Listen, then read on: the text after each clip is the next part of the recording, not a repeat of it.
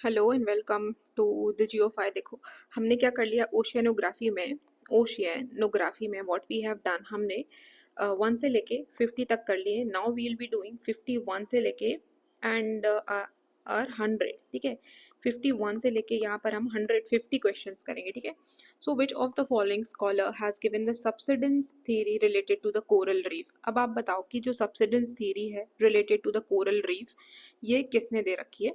So it was given by the Darwin. ठीक है, Darwin ji जो है हमारे mister Darwin, he has given this subsidence theory. ठीक है, then we have which of the following region is with the high ocean salinity। अब इसमें से आपको बताना है कि ओशन सैलिनिटी सबसे ज्यादा कहाँ होती है।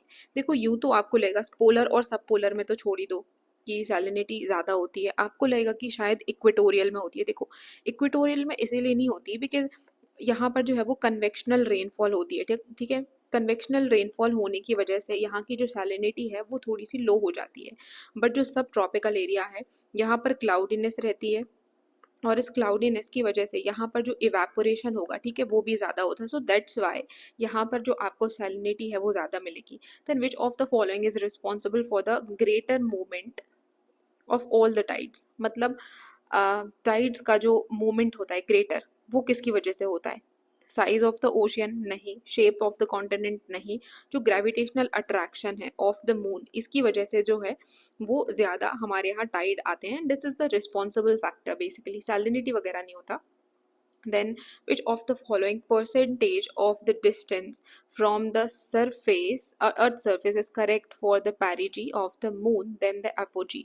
मतलब apogee और perigee के बीच में कितना डिफरेंस होता है। ठीक है, कितने परसेंट का डिफरेंस होता है। So firstly I would be telling you कि what's the perigee and what's the apogee। So this is your earth. ठीक है, देख लेते हैं, ये हमारा अर्थ है। ठीक है, this is your earth and अब देखो अर्थ में ये जब आपका जो मून है वो अर्थ के पास होता है बिकॉज जो मून है it is revolving around the earth in a elliptical orbit. This is the elliptical orbit in which it is moving. ठीक है, सो यहाँ पर मून है and here is the moon. Okay, so whenever it is close to the earth it is called as the perigee। whenever it is close to the earth it is called as the perigee and when it is away it is called as the apogee। ठीक है, इसको apogee बोलते हैं। सो जो moon और अर्थ जब पेरिजी के time पे होते हैं तो इनकी डिस्टेंस होती है लगभग 36 लाख एंड 26,000 समथिंग किलोमीटर। ठीक है, एपोजी के टाइम पे ये होती है 40,54,000 किलोमीटर और इन दोनों के बीच का जो रफली डिस्टेंस होता है वो होता है आपका 12% का। ठीक है, 12% का डिफरेंस होता है बेसिकली। सो हमारा 12% आ जाएगा।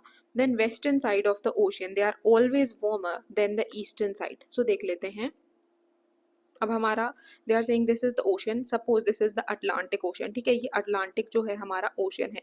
अब देखते हैं, हम सबसे पहले नॉर्थ अटलांटिक को एनालाइज करेंगे। So north Atlantic this is the eastern margin and this is the western. अब जो वेस्टर्न है यहाँ पर होता है आपका गल्फ स्ट्रीम और जो ईस्टर्न है here is the Canary current. ठीक है, तो यहाँ पर this is the cold current and this is the warm current. This is true for the South Atlantic as well. यहाँ पर आपका ब्राजील करंट है and here is your Benguela current and Benguela current is the cold current. ठीक है, so what happens now, they are saying that the western margin of the oceans they are always warmer than the eastern margin। So it is true with respect to the Atlantic and it is true with respect to the Indian and Pacific Ocean as well, if you'll apply these kind of things to the respective oceans। then the movement of the major oceanic currents is in the western side। ऐसा क्यों होता है, क्योंकि जो major movement होता है major oceans का वो वेस्टर्न साइड्स होता है, क्योंकि these are the major currents. ठीक है, ये आपके मेजर करंट्स होते हैं। So yes it is true. ठीक है, then we have which of the following values of the temperature is correct for the average freezing point of the sea water in the Arctic and Antarctic.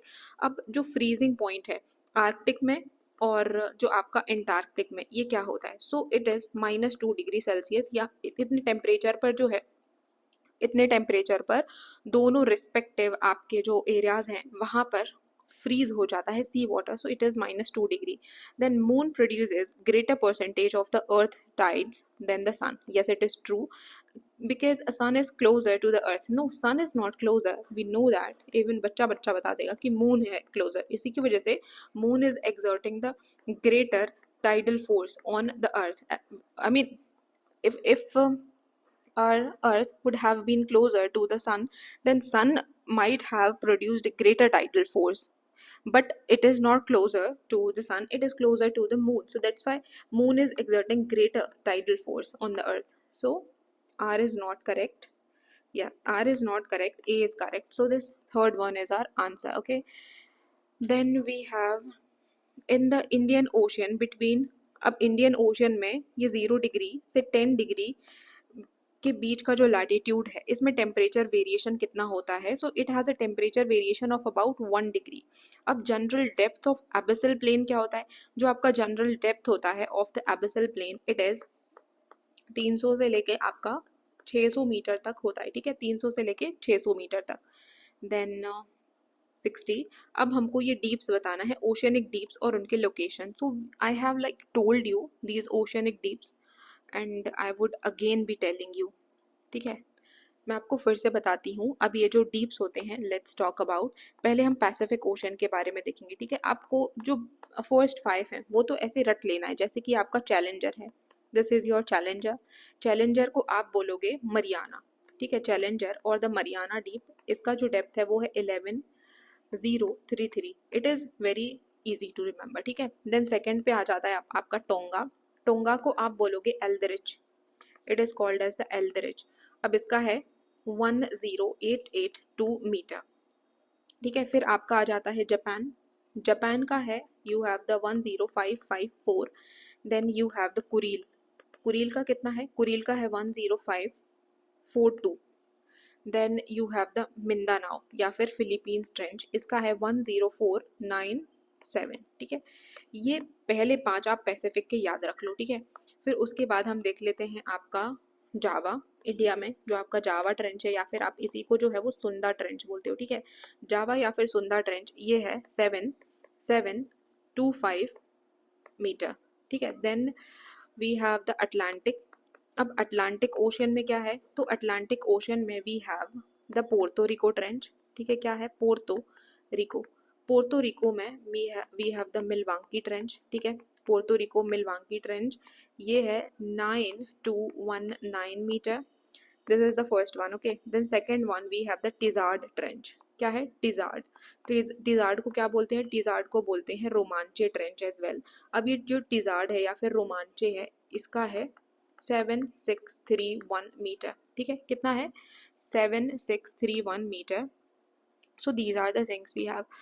Okay okay okay, so yes, तो हमारा challenger, challenger को क्या बोल रहे हैं हम, Mariana बोलते हैं, ठीक है, एक मिनट, चैलेंजर को हम बोलते हैं मरियाना ट्रेंच। अब मरियाना का मैंने क्या बताया, इसका है हमारा 11033 मीटर। अब एल्ड्रिच को बोल रहे हैं हम टोंगा ट्रेंच, टोंगा ट्रेंच का क्या था 10,882 मीटर, ठीक है। रोमांचे ट्रेंच, रोमांचे ट्रेंच का है, रोमांचे ट्रेंच को आप क्या बोलते हो, टिजार्ड ट्रेंच, ठीक है, ये जो टिजार्ड है इसका है 7631। अब नेर्स जो है, Nares it is in the North Atlantic, ठीक है, ये नॉर्थ अटलांटिक में है, तो ये याद रखना है।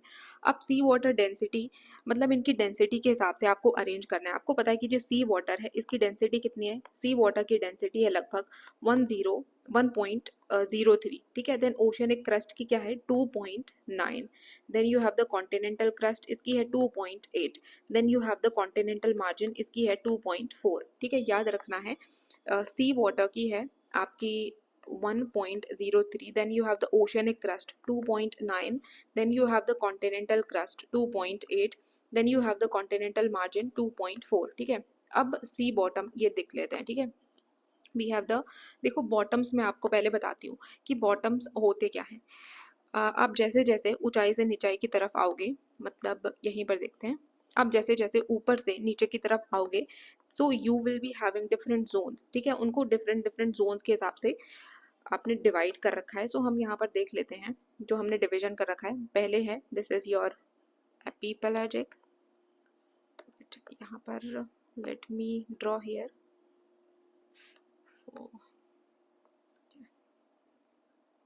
this is epipelagic zone and this is your mesopelagic zone, this is your bathypelagic zone, this is your abyssalo-pelagic zone and this is your hadal-pelagic zone, ठीक है। So let me right here, अब आपको इससे बहुत अच्छे से समझ आएगा। ओके, सो दिस इज, ये आपका मतलब इस लेयर में आपको मैक्सिमम सनलाइट मिलता है, ठीक है, आपको डायरेक्ट सनलाइट मिलेगा। तो ये वाला जोन जिसमें आपको सनलाइट मिल रहा है, what is this called, it is called as the epipelagic, ठीक है, इसको एपीपैलेजिक जोन जो है वो बोला जाता है। फिर सेकंड आ जाता है हमारे पास ट्वाइलाइट जोन। अब ट्वाइलाइट जोन जो है वहां पर थोड़ा अंधेरा भी रहता है, थोड़ी सी लाइट भी रहती है, so this is called as a mesopelagic zone, ठीक है, इसको मेसो पैलेजिक जोन बोलते हैं। फिर थर्ड आ जाता है आपके पास, this is your midnight zone, ठीक है, ये आपका मिड नाइट जोन है, it is called as the bathypelagic zone, ठीक है, it is called as the bathypelagic zone. Then we have the abyssopelagic, ठीक है, एबेसेलोपेलाजिक जोन। अब ये जो एबेसेलोपेलाजिक जोन है इसको क्या बोलते हैं, इसको एबेसल जोन बोलते हैं, क्या बोलते हैं, एबेसल जोन, ठीक है। Then we are having the hadal pelagic, ये है आपका hadal, 1 minute, this is your hadal pelagic zone, ठीक है, ये आपका जो हैडल पैलेजिक जोन है इसको हम बोलते हैं ट्रेंच, ये आपका ट्रेंच वाला जोन है, ठीक है। So we have the sunlight पे एपीपैलेजिक, देन ट्वाइलाइट पे मेसोपैलेजिक, देन मिड नाइट पे जो है वो बैथीपैलेजिक है, देन एबेसेलोपैलेजिक है एबेसल जोन पे, अब हैडल पैलेजिक है ट्रेंचेस पे, गॉट इट। देन देखो सी बॉटम, अब हम देख लेते हैं सी बॉटम पे क्या है। सी बॉटम पे ऑप्शंस के हिसाब से मैं अरेंज करी हूँ। सी बॉटम पे you have the benthic province, ठीक है, आपका बेंथिक प्रोविंस है यहाँ पे। सरफेस पे अभी हमने देखा विच इज द एपीपैलेजिक, ठीक है, यहाँ पर होगा आपका एपीपैलेजिक। फिर डीप वाटर ट्रेंचेस में क्या होगा, डीप वाटर ट्रेंचेस में you are having the hadal pelagic, ठीक है, this hadal pelagic zone. And then sea water column पे you are having the pelagic province, pelagic province, got it. Then अब यहाँ पर लिखना है आपको, which of the following is the correct average slope angle of the continental slope. ये होता है आपका 2 से लेके 5 डिग्रीज तक, ठीक है, बट यदि आप शेल्फ की बात करोगे तो शेल्फ का होता है आपका 1 से लेके 3 डिग्रीज का, इसमें एवरेज 4 है, ठीक है। जो कोरल रीफ्स है tend to be most extensively developed along the eastern edge of the continent, eastern edge of the continent पे बहुत ही एक्सटेंसिवली ये डेवलप है। इज दैट ट्रू, तो हाँ ये ट्रू है। याद रखना है कि जो ईस्टर्न एजेस हैं वहाँ पर आपके जो कोरल रीफ्स हैं वो ज़्यादा अच्छे से डेवलप हैं। क्यों, क्योंकि जो ईस्टर्न वाले आपके एजेस होते हैं यहाँ पर वार्मर करंट होते हैं, तो जो आपका 20 डिग्रीज टेम्परेचर यहाँ पर होता है, एंड यू नो कि जो कोरल रीफ्स हैं उनको थोड़ा सा वार्म टेम्परेचर चाहिए होता है टू डेवलप, ठीक है। So this is true. Which of the following is the mathematical composition of the coral reef. Coral reef का मैथमेटिकल कॉम्पोजिशन है CaCO3, ठीक है, that is the calcium carbonate. फिर mid Atlantic ridge from the floor of the, मतलब जो mid Atlantic ridge है उसका हमको बताना है कि जो ओशन फ्लोर है अटलांटिक फ्लोर से कितनी ऊंचाई पर है। So it is, I think it is 3 kilometres, ठीक है, 3 किलोमीटर, मतलब ये आपका बॉटम है। अब ये जो मिड अटलांटिक आपका रिज है वो लगभग 3 किलोमीटर अबव है, ठीक है, 3 kilometre above. Then the coral reefs that are generally found attached to the shore with the intervening shallow channel are lagoons are called। देखो अब these are the, I mean ये आपका लैंड है, ठीक है। अब इसी से अटैच आपका जो है यदि कोरल रीफ्स है, these are the coral reefs, और कहीं कहीं ये जो कोरल रीफ्स है इनके बीच में एक चैनल आ जाता है, ठीक है, that is called as the lagoon, lagoon इसको बोलते हैं। तो ये जो है ये रीफ्स कौन सी कहलाती हैं, so they are called as the fringing reef, इनको फ्रिंजिंग रीफ बोलते हैं। Then identify the correct statement regarding the variation in the density of the ocean water, ठीक है। टेम्परेचर जो ओशन वाटर है is 800 times more denser than the air, जो ocean water है वो लगभग 800 टाइम्स मोर डेंसर होता है एयर से। सो this is the true statement. देखो इसमें अब क्या है, ये तो रटने वाली बात है, अब आपको नहीं पता होगा, 800 पता है तो पता है, नहीं पता है तो नहीं पता। Which of the following has the highest tide, highest tide world में कौन सा होता है, सो हडसन बे, हडसन बे में आपका हाईएस्ट टाइड मिलेगा। Then super cooled water is a water, देखो सुपर कूल्ड बोल रहे हैं ये, तो सुपर कूल्ड क्या होगा, 0 डिग्री पे सुपर कूल्ड होगा ना, और आप 0 से नीचे चले जाओ तो जमना चालू हो जाता है, मतलब still liquid at the temperature below the 0। हो सकता है कि बिलो 0 डिग्री हो बट फिर अभी भी जो है वो जमा नहीं है पानी, ऐसा। Sea attain the present sea level, अभी जो हमारा प्रेजेंट सी लेवल है वो कौन से जियोलॉजिकल टाइम पे अटेन हुआ था, मतलब जो हमारा प्रेजेंट सी लेवल है वो कौन से कौन से जियोलॉजिकल पीरियड में ये ऐसा बना हुआ है. So it is the Holocene. ठीक है. Which of the following temperature of the sea water favourable for the formation of the coral reef. अभी हमने देखा जो 20 डिग्री सेल्सियस है. ठीक है. सो 20 डिग्री, एटलीस्ट 20 डिग्री है, बाकी 27 तक भी जा सकता है. ठीक है. then we'll be talking about this. Which of the following countries has the world's longest coastline? तो सबसे जो लंबी कोस्टलाइन है वो है आपकी कनाडा की, याद रखना है. So Canada has the world's longest coastline. अब जो माइक्रो टाइडल है has been adopted to prefer the spring tide. जो स्प्रिंग टाइड रेंज है जिसको हम माइक्रो टाइड बोलते हैं वो कितने रेंजेस के होते हैं? तो लेस देन 2 मीटर के जो टाइड्स हैं उनको माइक्रो टाइड्स बोला जाता है, जिसको स्प्रिंग टाइडल रेंज भी बोला जाता है. ठीक है. अब सीक्वेंस ऑफ द फॉर्मेशन. अब देखो फॉर्मेशन जो है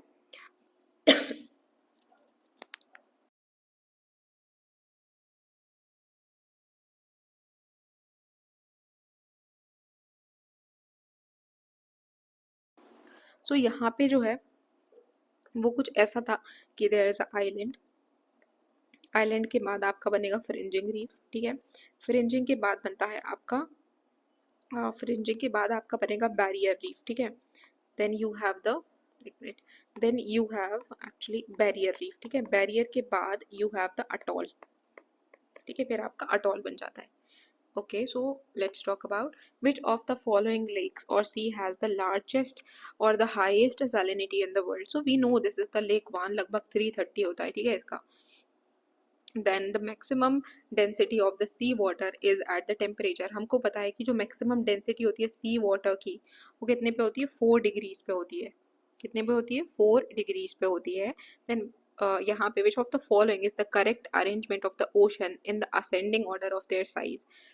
okay. In the ascending order of their size. यहाँ पर असेंडिंग नहीं होना चाहिए, हेयर द डिसेंडिंग होना चाहिए, क्योंकि डिसेंडिंग मतलब कि घटते क्रम में. तो सबसे बड़ा पैसिफिक है, फिर अटलांटिक है, फिर इंडियन है, फिर है जो हमारा आर्कटिक. ठीक है. और यदि आपको असेंडिंग बोले कि बढ़ते क्रम में लिखो तो फिर आपका ये सेकेंड वाला ट्रू हो जाएगा. ठीक है. Then list of the oceans और करंट्स. अब लिस्ट ऑफ द ओशियंस, जैसे कि यहाँ पर कुछ करंट्स दिए हुए थे. इंडियन में क्या होता है? इंडियन में we have the monsoon drift. ठीक है. आपका इंडियन में आएगा मॉनसून ड्रिफ्ट. नॉर्थ पैसिफिक में आपका आ जाएगा कुरोशियो, ये वार्म करंट है. ठीक है. देन साउथ पैसिफिक में आपका आएगा एल नीनियो. एल नीनियो आता है यहाँ पर. एंड जो अटलांटिक है मोस्ट फेमस गल्फ स्ट्रीम. ठीक है. फिर list of the ocean depth और थर्मल लेयर्स. तो 0 से 500 मीटर तक आपको क्या मिलता है? ये आपको मिलेगा वार्म लेयर. ठीक है. फिर 500 से 100 आपको मिलेगा थर्मोक्लाइन. थर्मोक्लाइन. फिर आपका 1000 से लेके 1500 तक मिलेगा cool layer. And greater than 1500 आपको मिलेगा कोल्ड. ठीक है. Then ocean water obtains energy from. Ocean water को एनर्जी कहाँ से मिलती है? तो ओशन वाटर को एनर्जी मिलती है हॉट स्प्रिंग से भी नहीं, सोलर से भी नहीं, रिवर से भी नहीं, ये ब्लोइंग विंड से मिलती है. ठीक है. Over the past century the world sea level has been raised by. अब कितना जो है हमारा सी लेवल राइज हो चुका है? तो याद रखना 15 सेंटीमीटर जो है वो राइज हो चुका है. देन जो surface circulation of the ocean water है वो किसके द्वारा ड्राइव किए जाते हैं? तो अभी हमने देखा जो ब्लोइंग विंड्स हैं, ब्लोइंग विंड से जो ओशनिक वाटर है उनको एनर्जी मिलती है. Then coastal sand dune formation the ideal grain size and diameter. मतलब जब सैंड ड्यून्स बनते हैं तो आइडियल ग्रेन साइज कितना होना चाहिए? मतलब बहुत ही ऐसे बहुत बड़ा नहीं होना चाहिए, पतला ही पतला होना चाहिए. सो इट्स लाइक 0.25 मिलीमीटर इतना जो है वो डायमीटर होना चाहिए. So this is the thing. Then coastal area greatly affected by the storm surge is. अब कौन सा कोस्टल एरिया ज़्यादा से ज़्यादा स्टॉर्म सर्जेस से अफेक्ट होता है? So it is the west. It is the West Bengal coast. ठीक है. आंध्रा आपको लगेगा आंध्रा भी नहीं है, चेन्नई भी नहीं है, केरला भी नहीं है. It is the West Bengal coast. Then all the coral reefs begin as the fringing reef around an island. ये किसने बोला है? ठीक है. तो ये हमको पता है कि ये डार्विन साहब ने सबसिस्टेंस इनकी थ्योरी है वो बोला था कि पहले जो है एक ऐसे आइलैंड बनता है, इसके साथ में फिर इसके साइड साइड में आपके बन जाते हैं फ्रिंजिंग. ठीक है. फिर ये जो है वो सिंक कर जाएगा तो ये बन जाएंगे atoll. So which of the what is the speed of the ocean current is about कितना होता है, यदि जो अभी आपकी प्रिवेलिंग विंड है उसका 2% लगा लो, ये होता है आपका ओशियन वाटर का speed. So this is the correct one. Then the ocean water was the iceberg free. Ocean water हमारा आइसबर्ग फ्री किस पीरियड में था? So it was the Mesozoic, sorry, it is the Mesozoic. Mesozoic में आपका जो था वो iceberg free था. फिर सैलिनिटी जो हमारी सी वाटर की होती है, मतलब जो आइस सी आइस की होती है, सॉरी, जो भी आपके सी आइस हैं उनकी सैलिनिटी कितनी होती है? तो याद रखना है जो आपके सी आइस है इनकी सैलिनिटी होती है लगभग 3 से लेके 10, 3 से लेके क्या है, 3 से लेके आपका 10% तक. सो ये बी वाला सही. अब जो वेव कट प्लेटफॉर्म है ये कहाँ फॉर्म होते हैं? सो वेव कट प्लेटफॉर्म याद रखना ये कैलिफोर्निया के कोस्ट पे, कैलिफोर्निया कैलिफोर्निया के कोस्ट पे ज़्यादा मिलते हैं, ठीक है. So this is the average depth of the equatorial counter current. जो इक्वेटोरियल काउंटर करंट है इसकी एवरेज डेप्थ कितनी होती है? So it's average depth is about the 100 meters. 100 meters. The Gulf Stream and the Kuroshio move force northward as a result of.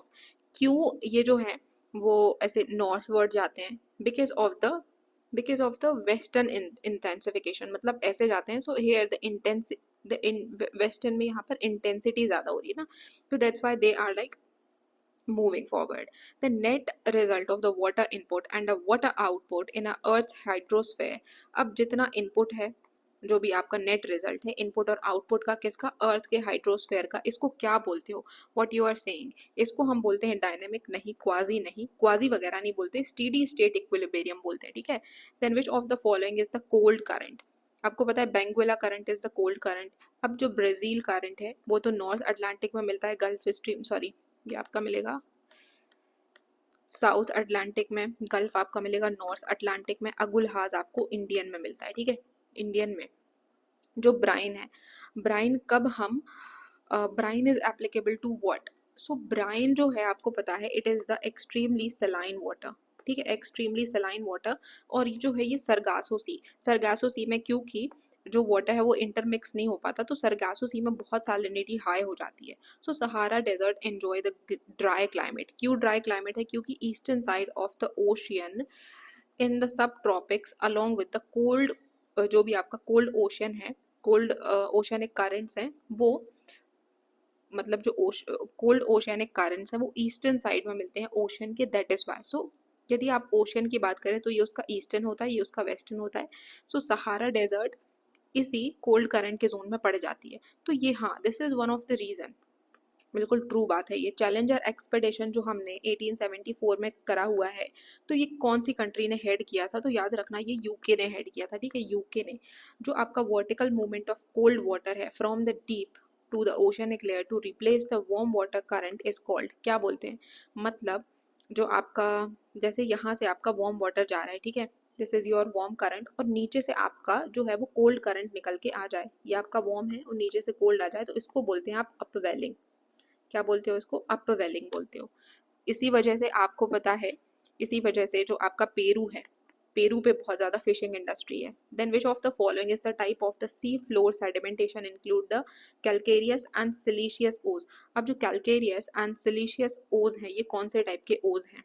बताओ इनमें से कौन से टाइप के ओज हैं ये? फ्लूवियल, टेरिजीनस नहीं, देखो ये दोनों तो नहीं है, हाइड्रोजीनस भी नहीं है, इट इज द बायोजीनस, ये बायोजीनस है, ठीक है. ओज का मतलब क्या है? देखो ओज का मतलब जो है ये जो आपके ओशियन बॉटम्स पे सम ऑर्गेनिजम्स, तो उनका जो बचता है whenever they die, so this is the siliceous and calcareous, क्योंकि वो सिलीशियस और कैलकेरियस से ही बने होते हैं, ठीक है. Then you have the 100. अब हमारा ये लास्ट है, ocean salinity is low in the equatorial region. हमको पता है कि जो हमारी सैलिनिटी है वो कहाँ पर लो होती है? अच्छा, ये बोल रहे हैं कि जो ओशनिक सैलिनिटी है वो इक्वेटोरियल में लो होती है, तो ये बिल्कुल सही बात है, क्योंकि इक्वेटोरियल रीजन में हैवी रेनफॉल, क्लाउडीनेस और ह्यूमिडिटी होती है, ये हमने अभी पढ़ा है, तो ये बिल्कुल सही बात है. और हमने देखा कि जो ओशनिक सैलिनिटी है वो सबसे ज़्यादा हाई कहाँ होती है? वो होती है आपकी सब ट्रॉपिक्स में, ठीक है, it is high in the सब ट्रॉपिक्स. और इक्वेटोरियल एरिया में तो लो होती है, क्योंकि यहाँ पर कन्वेक्शनल रेनफॉल, मतलब हैवी रेनफॉल रहता है, बहुत ज़्यादा क्लाउड्स रहते हैं, ह्यूमिडिटी रहती है. सो ये सब रीज़न है. सो ये हमने हमारे 100 कंप्लीट कर लिए हैं. अब हम जो बचे हुए 101 से लेके 150 प्लस जो क्वेश्चन है वो अब हम नेक्स्ट में करेंगे, ठीक है. Thank you so much.